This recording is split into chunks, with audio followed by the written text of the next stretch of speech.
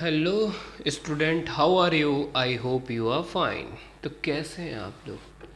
आज हम लोग जो है यूपीटीटी के लिए जो सीरीज चल रही थी मैथमेटिक्स की, उसी में आगे बढ़ते हुए एक नए कॉन्सेप्ट पर बात करेंगे। और ये जो सीरीज चल रही थी औसत की, उसी में एक नए हेडिंग पर बात करेंगे हम लोग। और आई होप इससे पहले की वीडियो आप लोग देख रहे होंगे। और देखिए, मैथ्स है, मैथ्स के सब्जेक्ट को थोड़ा सा कंसंट्रेट होकर के देखना होता है। अगर आप कंसंट्रेशन के साथ चीज़ें नहीं देखते हैं तो बहुत अच्छे से नहीं समझ में आएगी। तो थोड़ी सी अपने कंसंट्रेशन को बना करके देखें चीज़ें को। और मैंने पहले भी बताया हुआ है कि मैं ये जो क्वेश्चन करा रहा हूँ ये आपके सेलेक्टेड टाइप क्वेश्चन है।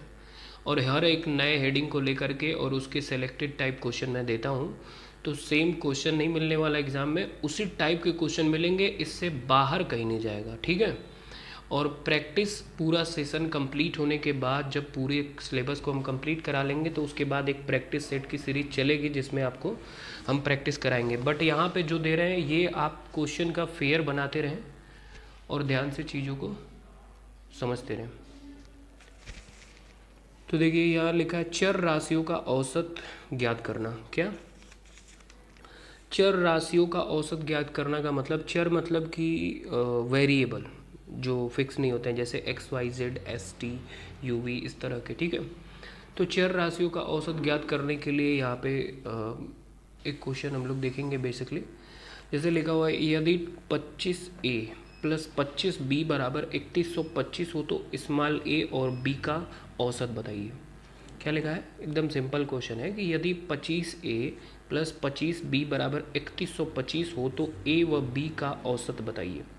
पहले तो आपको औसत का फार्मूला याद होना चाहिए। औसत बराबर मैं बता चुका हूँ कि क्या होता है कि जिसका औसत निकालना होता है उसका सम, और जितने वो नंबर में है उससे डिवाइड, यानी सम उनका ए और बी का सम, और उस दो हैं तो दो से डिवाइड, यानी सम ऑफ अ नंबर टर्म्स और number of a terms upon number of terms बटे में, ठीक है। ये औसत का फार्मूला है, यानी एवरेज का।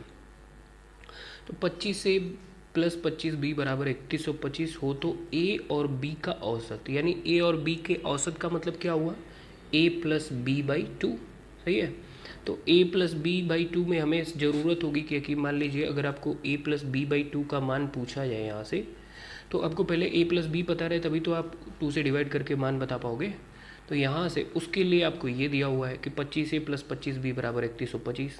इससे आप a प्लस बी पता करो। अब कैसे पता करोगे? आप देख रहे हो इसमें से 25 क्या हो रहा है? कॉमन हो रहा है। तो दोनों में से जब आप 25 कॉमन ले लेंगे तो यहाँ पे बच जाएगा a प्लस बी, यानी 25 कॉमन लिया, a प्लस बी बराबर 3125 होगा। कॉमन का मतलब दोनों में है तो निकाल लेंगे बाहर, ब्रैकेट्स में कर लेंगे, सार्वनिष्ठ जिसको कहते हैं, ठीक है। तो 25 जैसे ही आपने कॉमन लिया, a प्लस बी हो गया। अब 25 का क्या करेंगे? इधर मल्टीप्लाई में है तो इधर करेंगे डिवाइड। a प्लस बी बराबर 3125 बाई 25। 3125 में 25 से डिवाइड करेंगे, 125 आ जाएगा। निकालना क्या था एग्जैक्ट? हमें a b का औसत, यानी a plus b by two निकालना था। तो ये जो 125 आया है a प्लस बी का मान, इसमें आप 2 से डिवाइड कर दीजिए, a और b का औसत हो जाएगा कि a और b का औसत क्या होगा? a plus b by two. A plus b का मान आया 125 और उसको 2 से डिवाइड करा, 62.5। तो ये है आपका एक बेसिक सा क्वेश्चन। आई होप आप समझ रहे होंगे, कोई दिक्कत नहीं होगी, ठीक है। अब हम लोग इसी में आगे बढ़ते हुए एक और इम्पॉर्टेंट क्वेश्चन देखते हैं। यहाँ पे देखिए क्या लिखा है, ए बी व सी का औसत कैपिटल एम है। ए बी व सी का औसत कैपिटल एम है। यदि, ध्यान से समझिएगा, a B plus B C plus C a is equal to 0 हो तो ए स्क्वायर बी स्क्वायर व सी स्क्वायर का औसत मान पूछा है, ठीक है। तो ए बी व सी का औसत कैपिटल एम है, इसका मतलब क्या है कि अगर इन तीनों का औसत कैपिटल एम है तो इसका मतलब कि A plus B plus C by 3 बराबर कैपिटल एम होगा, ठीक है। और देखिए, अगर a प्लस बी प्लस सी बराबर बाई 3 बराबर m हो, क्यों होगा? क्योंकि बोला है कि a और b और c का औसत m है। तो औसत का मतलब क्या होता है कि उसके नंबर ऑफ टर्म का sum by number of term is equal to औसत जो दिया है वो लिख लिए हैं। यहाँ पे दे दिया है औसत की जगह कुछ m दिया है। फिर इसको 3 को इधर भेज देंगे तो a प्लस बी प्लस सी बराबर 3m हो जाएगा। ठीक है, फिर क्या कहा है उसने ये बताया कि A B plus B C plus C A बराबर 0 है, और उसने बोला कि ए स्क्वायर बी स्क्वायर और सी स्क्वायर का औसत मान। तो इसका औसत मान का मतलब क्या हुआ कि इन तीनों के सम बाई 3 का, इन तीनों का सम बाई 3 का मान पूछा है। तो इन तीनों का सम का मान तो तब पता चलेगा ना जब A square plus B square plus C square हमें मालूम हो जाए। जैसे इसका देखिए औसत मान पूछा है, इसका मतलब क्या है कि वो A square plus B square plus C square by 3 का औसत मान पूछा है। तो इसका मान अगर हमें पता हो जाए और 3 से डिवाइड कर दे तो इसका औसत मान पूरे का पता चल जाएगा। यही तो, इसको पता करने के लिए उसने क्या दिया है यहाँ पे, ए बी व सी का औसत कैपिटल एम है। समझ रहे हैं? तो ए बी और सी का जो औसत कैपिटल एम दिया हुआ है, आप इससे कैसे निकाल सकते हैं? आपको एक फार्मूला होता है, क्लास 10 में है, 9 में भी है, वहाँ से याद होना चाहिए कि a प्लस बी प्लस सी बराबर 3m हो जाएगा। यहाँ से इसके औसत जो दिए हुए हैं a plus B plus C by 3 बराबर m, तो इसका औसत ये है। तो इन दोनों का हम लोग क्या कर देंगे, वर्ग कर देंगे, स्क्वायर दोनों साइड। क्यों करेंगे? क्योंकि ये वर्ग करने का कारण ये कि हमें इसकी वैल्यू चाहिए। तो दोनों तरफ वर्क करेंगे तो यहाँ देखिए ये वर्क करने के बाद इसका होल स्क्वायर हो जाएगा और इसका 9m स्क्वायर हो जाएगा, इसका वर्ग। तो इसका जब होल स्क्वायर होगा तो इसका एक फार्मूला होता है, A square plus B square plus C square plus 2ab plus B C plus C A. ये फार्मूला होता है इसके वर्ग का, दोनों तरफ का वर्ग करने पर। और इसका मान देखिए यहाँ 0 दिया हुआ है, तो ये 0 रख लेंगे तो ये पूरा सिस्टम 0। और यहाँ से देखिए A square plus B square plus C square आपको जो मिलेगा वही तो आपको पता करना था। तो A square plus B square plus C square बराबर 9m स्क्वायर। और ये 9m स्क्वायर जो आप निकाले हैं वो आप कहाँ रख लेंगे, इसमें ले आके। तो इसमें रख लेंगे क्योंकि यही तो पता करना था, ए स्क्वायर बी स्क्वायर व सी स्क्वायर का औसत। तो इसका औसत क्या होता है, A square plus B square plus C square by 3, और बराबर जो ये आपने निकाला है 9m स्क्वायर बाई 3। तो 9m स्क्वायर में आप 3 से डिवाइड करेंगे, 3 3 जा 9 हो जाएगा, 3m स्क्वायर इसका मान हो गया। तो आई होप आप समझ रहे होंगे। ठीक है, आपको इसका औसत पूछा था और उसके लिए ये चीज़ें दी हुई थी, तो उनके हेल्प से आपको ये करना पड़ेगा। अब ये फार्मूला आपको क्लास 10 में है भाई, 10th लेवल की मैथ तो ठीक ठाक थोड़ी आनी ही चाहिए, तो आप बड़े आसानी से कर पाएंगे। क्योंकि इंटरमीडिएट भले ही लोग छोड़ करके बायो कर ले लेते हैं, तो बीएड किए होंगे तो टीटी दे रहे होंगे, लेकिन 10th लेवल की मैथ्स तो आनी ही चाहिए। तो मतलब नहीं आ रही तो भी मैंने इतना अच्छे से बता दिया कि देखिए ये सारी चीज़ें हैं कि इनका औसत यम है, इसीलिए ए प्लस बी प्लस सी औसत का फार्मूला मालूम होना चाहिए। तो दोबारा वीडियो को देखिए अगर डाउट हो तो, नहीं तो ठीक है। तो आइए एक और इम्पोर्टेंट क्वेश्चन देख लेते हैं। कैपिटल एम संख्याओं का औसत n स्क्वायर है।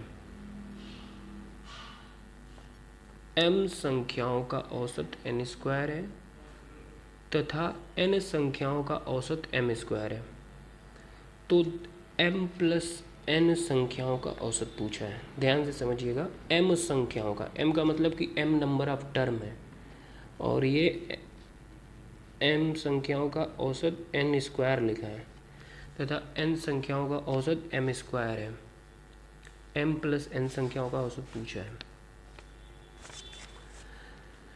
तो m प्लस n संख्याओं का औसत मतलब क्या हुआ कि देखिए ध्यान से, m प्लस n संख्याओं का औसत का मतलब जो m संख्याओं का औसत, एक बार ध्यान से समझिएगा, m प्लस n संख्याओं का औसत का मतलब क्या हुआ, m संख्याओं का योग प्लस n संख्याओं का योग। भाई आप ध्यान से समझिए, m प्लस n संख्याओं का औसत पूछा है, ठीक है। तो m संख्याओं का औसत n स्क्वायर है, औसत n स्क्वायर है। तो आपको औसत का फार्मूला मालूम है,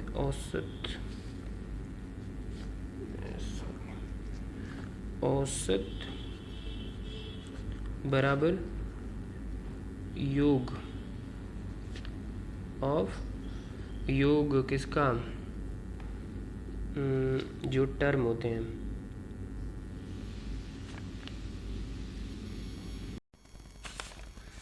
तो औसत बराबर देखिए एक फार्मूला होता है कि औसत गुणे कुल पद बराबर योग। देखिए कुल पद का योग, कुल पद का या कुल पद का योग कुल पद का बराबर औसत गुणे कुल पद होता है। ठीक है, फार्मूला ध्यान से समझिएगा। कुल पद का योग बराबर औसत गुणे कुल पद होता है। ठीक है, तो उसी फार्मूले से यहाँ से ध्यान से समझिए इस क्वेश्चन को। फिर से एक बार बताते हैं कि m संख्याओं का औसत n स्क्वायर है। m संख्याओं का यानी m पद हैं, वो m पद इस तरह से दिया हुआ है, m पद है कोई संख्या का, उसका औसत क्या है, n स्क्वायर है। तथा n संख्याओं का यानी n कोई पद है अगर, तो उसका औसत m स्क्वायर है। तो m प्लस n संख्याओं का औसत कितना होगा, m प्लस n संख्याओं का।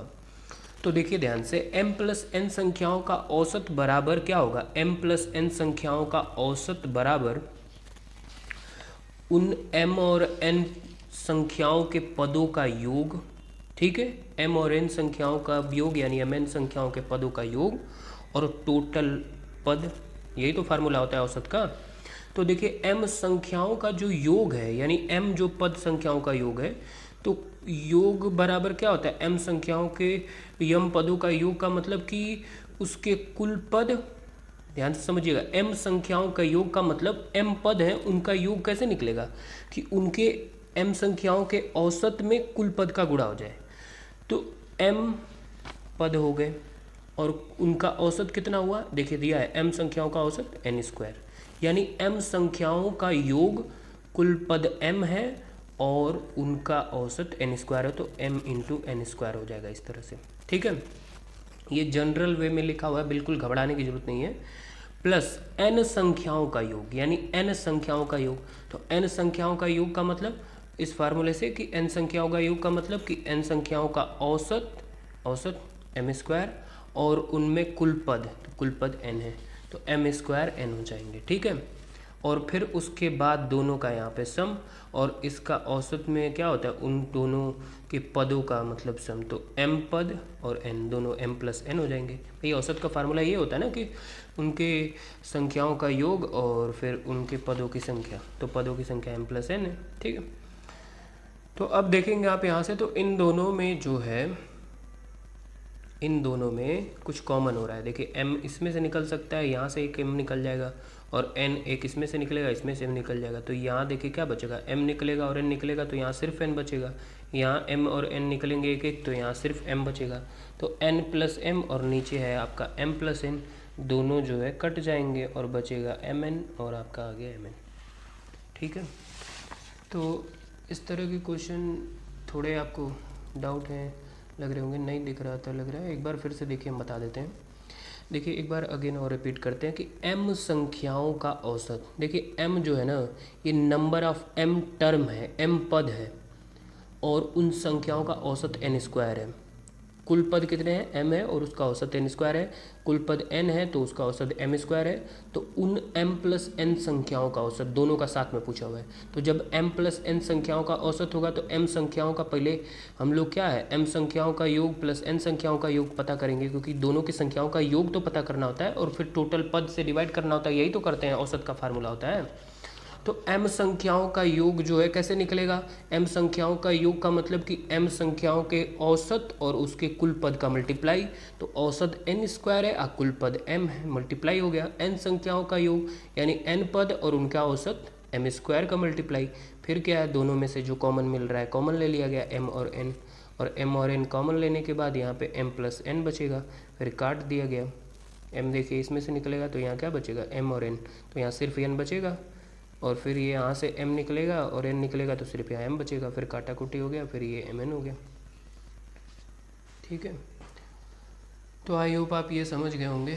ठीक है, औसत के इस टॉपिक में ये हेडिंग, और इसी में एक और हेडिंग आगे हम लोग जो है बढ़ते हुए देख लेते हैं कि देखिए अगली हेडिंग क्या है, व्यक्तियों के स्थानांतरण पर प्रश्न जो है हम लोग देखेंगे। क्या देखेंगे, व्यक्तियों के स्थानांतरण पर प्रश्न। स्थानांतरण का मतलब क्या है, रिप्लेसमेंट, यानी वो एक जगह से दूसरा जगह अपना चेंज करते हैं क्वेश्चन में, कोई गया तो कोई दूसरा आ गया, इस तरह के प्रश्न जो है व्यक्तियों में औसत में कैसे पूछे जाते हैं वो हम लोग देखेंगे। तो एक प्रश्न लेते हैं, देखते हैं ध्यान से। 10 व्यक्तियों, बड़े ध्यान से सुनिएगा, 10 व्यक्तियों के एक समूह में से, ठीक है, 10 व्यक्ति का कोई समूह है, 65 किलोग्राम के एक व्यक्ति, 65 किलोग्राम का एक व्यक्ति के चले जाने से, 65 किलोग्राम के एक व्यक्ति के चले जाने से और उसके स्थान पर एक अन्य व्यक्ति के शामिल हो जाने से। 10 व्यक्ति का कोई समूह है, उसमें 65 किलोग्राम का कोई व्यक्ति चला गया और उसी के स्थान पे एक नया व्यक्ति चला आया। पहले क्वेश्चन ध्यान से समझेंगे तभी आंसर सॉल्यूशन कर पाएंगे, और इसका शॉर्ट ट्रिक विशेष कोई होता नहीं है। देखिए, अगर होता तो हमने बता देते हैं, होता नहीं है। इसका एक नॉर्मल क्वेश्चन को समझ करके ही कर सकते हैं, वैसे ही करेंगे। तो 65 किलोग्राम का कोई व्यक्ति 10 व्यक्ति के समूह में से गया और उसके स्थान पे एक नया व्यक्ति आया। उसके शामिल होने से जो नया व्यक्ति आया है, तो शामिल हो जाने से कुल औसत भार में 1.5 किलोग्राम की वृद्धि हो जाती है। देखिए, यही बात यहाँ पे क्वेश्चन में समझनी है विशेष तौर से, कि कुल औसत भार में 1.5 किलोग्राम की वृद्धि होती है। और जब औसत भार में 1.5 किलोग्राम की वृद्धि हो, इसका मतलब कि औसत में भाई कुल औसत भार भाई सबका लगा होगा ना, टोटल जितने व्यक्ति हैं 10 व्यक्तियों का। तो आप एक बात बताइए कि 10 व्यक्ति के औसत भार में 1.5 किलोग्राम की वृद्धि हुई है, यानी हर एक व्यक्ति के भार में 1.5 किलोग्राम की वृद्धि हुई है।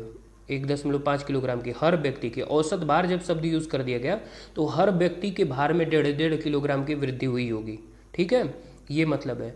तो नए व्यक्ति का भार पूछ रहा है, जो नया व्यक्ति आया है वो भार क्या है उसका, मतलब जो पुराना, देखिए 10 व्यक्ति का समूह, इसमें 65 किलोग्राम का एक व्यक्ति चला गया और नया जो व्यक्ति आया तो उसके औसत भार में, यानी जो 10 फिर व्यक्ति हो गए तो टोटल सबके औसत भार में 1.5 किलोग्राम की वृद्धि हो गई। तो सबका जो भी देखिए रहा होगा, नए व्यक्ति, ध्यान से देखिए, नए व्यक्ति के आने से भार में कुल कितनी वृद्धि हुई है, तो सब एक व्यक्ति पे जब 1.5 किलो बढ़ा होगा तो टोटल 10 व्यक्ति हैं, तो 1.5 इंटू 10, यानी टोटल भार जो बढ़ा होगा वो 15 किलो बढ़ा होगा। सही है ना, समझ रहे होंगे चीज़ों को, कि अगर एक व्यक्ति के चले जाने से एक व्यक्ति आया तो औसत भार में जो वृद्धि हुई है 1.5 किलोग्राम, तो औसत सबका मिला करके न लिया गया होगा, तो इसलिए जो है यहाँ पर मल्टीप्लाई होगा 1.5 गुणे 10, 1.5 इंटू 10, यानी कुल औसत भार में 15 किलोग्राम की वृद्धि हुई होगी, ठीक। अब जो नया व्यक्ति आया है तो सबके में जब कितना बढ़ा, 1.5 किलोग्राम के हिसाब से 15 किलो बढ़ा था। अब पहले जो गया था वो 65 किलो था, तो जब 65 किलो वाला गया अब 15 किलो बढ़ गया, तो जो नया व्यक्ति आया वो कितना किलो करा होगा, 80 किलो करा होगा। 65 किलो भाई जो गया, तो उसके जाने के बाद जो है 15 किलो वजन और बढ़ गया, तो 80 किलोग्राम भार बढ़ा। सबके पर 1.5 किलो आ रहा था जनरली, और उस आदमी का जो वजन था वो 80 किलो था, नए व्यक्ति का भार, क्योंकि 65 किलोग्राम वाला जो गया है तो बढ़ने वाला जो भार है वही है, उसमें जोड़ेंगे ना। तो आई होप आप समझ रहे होंगे। अगर आपको कहीं भी कोई भी समस्या हो तो आप कमेंट ज़रूर करें, ठीक है, और कमेंट से हमें पता चलेगा, और फिर आपका उस प्रॉब्लम का सॉल्यूशन प्रैक्टिस में भी कराएंगे और उस पर बेहतर करने का और उसको बेसिक से समझाने की कोशिश करेंगे, ठीक है। तो देखिए सिंपल है, एक बार देख लेते हैं कि 10 व्यक्ति थे, समूह था कोई, उसमें एक व्यक्ति चला गया। ध्यान से आप सुन रहे होंगे तो बिल्कुल मज़ा आ रहा होगा। एक व्यक्ति चला गया और दूसरा व्यक्ति आया नया, तो 65 किलोग्राम वाला जो व्यक्ति चला गया तो 65 किलोग्राम का था वो, ठीक है, और जो आया तो उसके आने से 15 किलोग्राम, अरे सही, 1.5 किलोग्राम की वृद्धि हो गई, लेकिन औसत भार में हुई है। तो औसत भार का मतलब कि पूरे में सबके में 1.5 किलोग्राम बढ़ा है, तो कुल 10 लोग थे तो 15 किलोग्राम यानी वजन बढ़ गया। अब किसी के आने से अगर वजन बढ़ा है तो पहले से जो रहा होगा आदमी जाने से मेंटेन हो जाता, तब तो भाई समझ में आता कि 65 किलो है, लेकिन जब आके बढ़ गया तो जितना बढ़ा उतना पता चला, तो जितना गया है आदमी तो आने वाले को और जाने वाले का बढ़ने का वाला दोनों जोड़ देंगे तो पता चल जाएगा कि नए व्यक्ति का भार कितना है। तो नए व्यक्ति का भार 80 किलोग्राम यहाँ से आ जाएगा, ठीक है। तो ये एक क्वेश्चन देखिए आपके लिए होमवर्क दे देते हैं, इसको करिएगा आप। और एक और क्वेश्चन देखते हैं, बताएंगे उसी तरीके से कि 10 व्यक्तियों के एक समूह में से, 10 व्यक्तियों के एक समूह में से क्रमशः 63 किलोग्राम व 83 किलोग्राम, 63 किलोग्राम व 83 किलोग्राम के दो व्यक्ति के चले जाने और उसके स्थान पर दो अन्य व्यक्ति के शामिल हो जाने से कुल औसत भार में 1.5 किलोग्राम की कमी हो जाती है। तो दोनों नए व्यक्ति का औसत भार बताइए। इस क्वेश्चन को आप ट्राई करेंगे। इसी के बेस का एक क्वेश्चन हम आपको बता देते हैं और ध्यान से देखिए।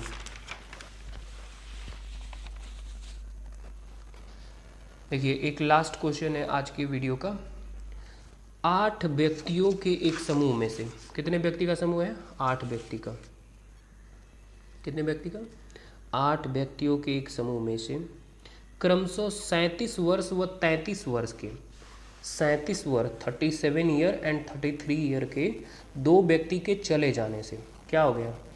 8 व्यक्तियों में से 2 व्यक्ति चले गए, जिनका एक 37 वर्ष का है, एक 33 वर्ष का है, चले जाने और उसके स्थान पर, उसी के स्थान पर 2 अन्य व्यक्ति के शामिल हो जाने से, इसके स्थान पर 2 और व्यक्ति आ जाए तो कुल औसत उम्र में 2 वर्ष की कमी हो जाती है। क्या होता है? कुल औसत उम्र में 2 वर्ष की कमी हो जाती है। तो नए व्यक्ति का औसत उम्र बताइए। क्या पूछा है? नया जो व्यक्ति है आया है उसका औसत उम्र पूछा है। अब ध्यान से क्वेश्चन को पहले पढ़िएगा, फिर आपको देखिए क्वेश्चन के सॉल्यूशन यहाँ से मिलना शुरू होंगे। पहले तो एक बात ये समझिए कि 37 वर्ष और 33 वर्ष के 2 व्यक्ति चले गए, ठीक है, 8 व्यक्तियों के समूह में से, और उनके जाने से 2 और अन्य व्यक्ति आ गए। तो 2 और लोग आए, तो आने से क्या हुआ? शामिल होने से कुल औसत उम्र में 2 वर्ष की कमी हो गई। औसत उम्र में 2 वर्ष की क्या हो गई? कमी हो गई।